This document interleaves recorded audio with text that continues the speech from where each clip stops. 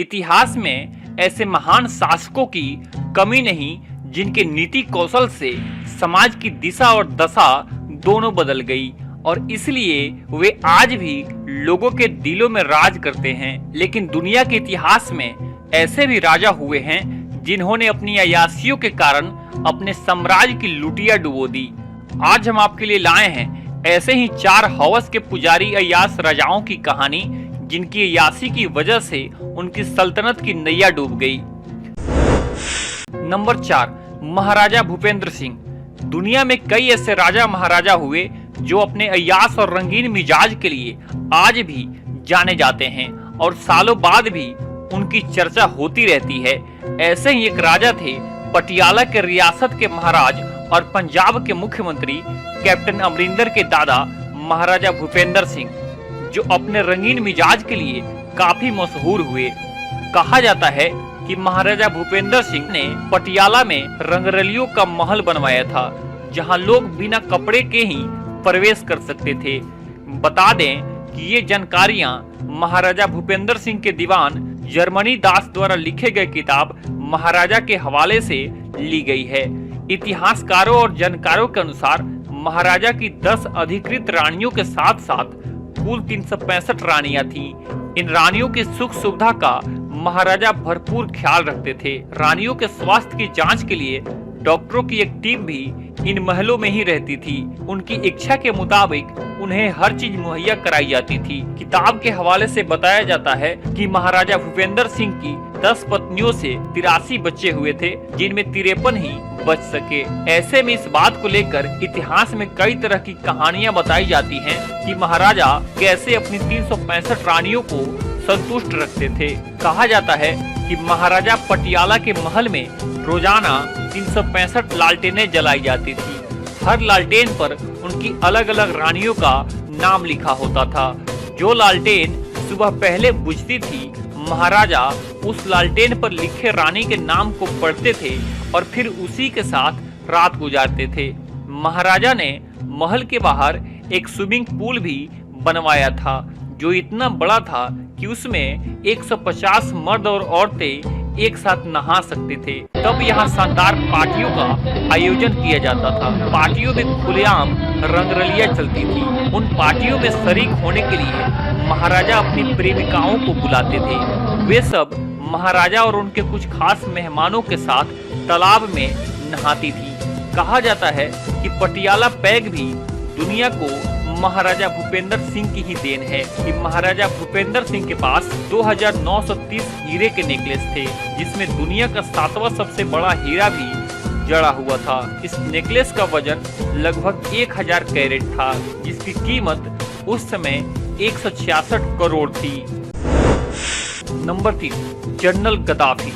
General Gaddafi हर बार किसी न किसी बहाने से देश के विभिन्न स्कूलों में जाता और हर बार स्कूल में किसी एक लड़की के सिर पे हाथ रखता और वो लड़की अगले ही पल स्कूल से उठाकर उसके हरम पहुंचा दी जाती थी, जहां उसकी हैसियत सेक्स की भूख मिटाने वाली एक गुड़िया से ज्यादा कुछ नहीं होती थी। अब उसके हरम से जो कहानी बाहर निकली है वो दहला देने वाली है। लीबिया के तानाशाह कर्नल गद्दाफी को स्कूल में जाने का बड़ा शौक था। बस बहाना कोई भी हो वो स्कूल पहुंच जाता था। ये बात पूरा लीबिया जानता था। पर गद्दाफी की मौत के बाद अब जब उनकी स्कूलों में पढ़ने वाली लड़कियों ने अपने मुंह खोलने शुरू किए तो पूरा लीबिया सन्न रह गया। गद्दाफी के स्कूल जाने के शौक का राज खुल गया। जी हाँ, लोगों को अब पता चला कि स्कूलों में गद्दाफी के किसी लड़की के सिर पे हाथ रखने का मतलब क्या होता था। उसी रोज लड़की को उठा लिया जाता और फिर लड़की पहुंच जाती गद्दाफी के हरम में। जुल्मों सितम की कालिख में डूबा वो हरम, जहां हर रोज स्कूल की लड़कियों को अगवा कर लाया जाता था, लड़कियों को सजाया संवारा जाता था और उन्हें हमेशा के लिए गद्दाफी का गुलाम बना दिया जाता था। लीबिया के सिरते की रहने वाली 15 साल की एक लड़की ने मुअम्मर गद्दाफी के जुल्म की वो कहानी दुनिया के सामने रखी है जिसे सुनकर किसी का भी कलेजा कांप जाए। सुरैया को 2004 में एक स्कूल फंक्शन में गद्दाफी ने देखा और उसके सिर पर हाथ रख दिया और दूसरे दिन सुरैया को गद्दाफी के हरम में भेज दिया गया। गद्दाफी के हरम में नई लड़कियों को उसका सेक्स स्लेव बनाने का काम भी एक औरत ही करती थी।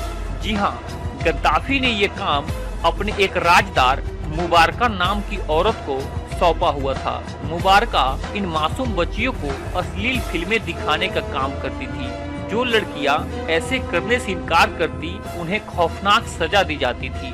गद्दाफी की इन खुखार और शर्मनाक हरकतों का खुलासा हुआ इन गद्दाफीज हरम नाम की एक किताब में, और इस किताब को लिखा है एनिक कोजिया ने। एनिक के मुताबिक जो भी गद्दाफी के हरम से निकली लड़कियों का सच सुनेगा वो शर्मसार हो जाएगा। 40 साल में गद्दाफी की अय्याशी और जुल्म ने लीबिया की आवाम को उसके खिलाफ अपनी आवाज बुलंद करने पर मजबूर कर दिया था।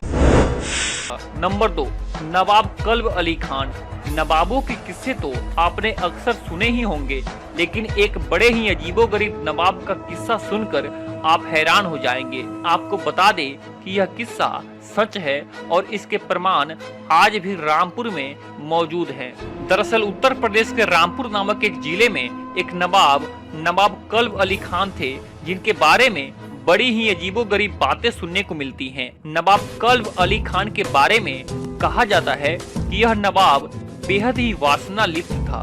इसके राज में जिसका भी निकाह होता था उसकी पत्नी निकाह के बाद और विदाई से पहले इस नवाब के पास लाई जाती थी। नवाब पहले इस नई दुल्हन के साथ संभोग करता था और फिर उसे उसके असली पति के पास भेज देता था।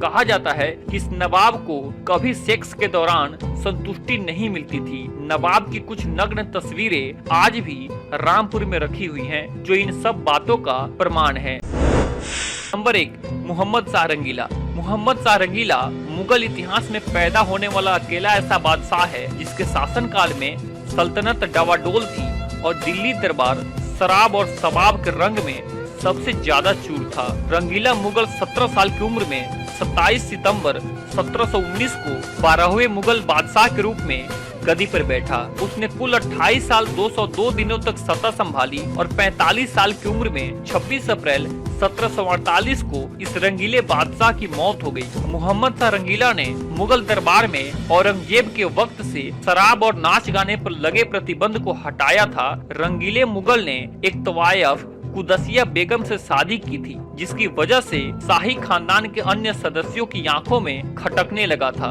उसे इनके विरोध की कोई परवाह नहीं थी और पूरी जिंदगी अय्याशी में गुजारी। कहा जाता है कि मोहम्मद शाह रंगीला ने ही मुगल दरबार में कव्वाली शुरू करवाई थी। इसी मुगल बादशाह ने तुर्क कपड़ों से अलग शेरवानी का चलन शुरू किया था। इसके अलावा दिल्ली की मशहूर तवाइफों के मुजरे को आयोजित करवाने की परंपरा भी मोहम्मद शाह ने ही दोबारा शुरू की थी।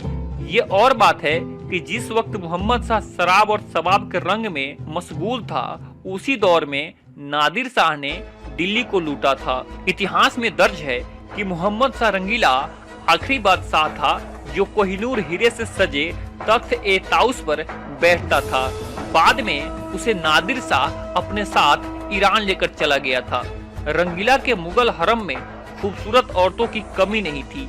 रंगीले के दौर में ही दक्कन में मराठा सेनापति बाजीराव के हाथों मुगल सल्तनत अपने एक सूबे के बाद दूसरा सूबा खोती जा रही थी।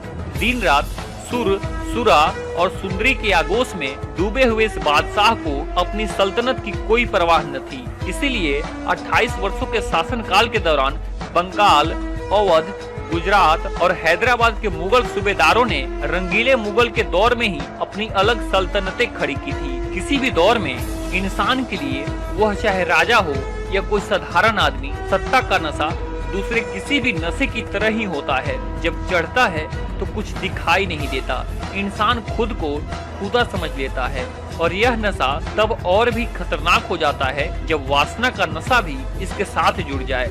लेकिन जब भ्रम का यह नशा उतरता है तब तक बहुत देर हो चुकी होती है। हमें यह बात कभी नहीं भूलनी चाहिए कि किसी भी दौर में इंसान के लिए वासना की आसक्ति का परिणाम हमेशा बर्बादी पर ही खत्म होता है। दोस्तों, आज के लिए बस इतना ही।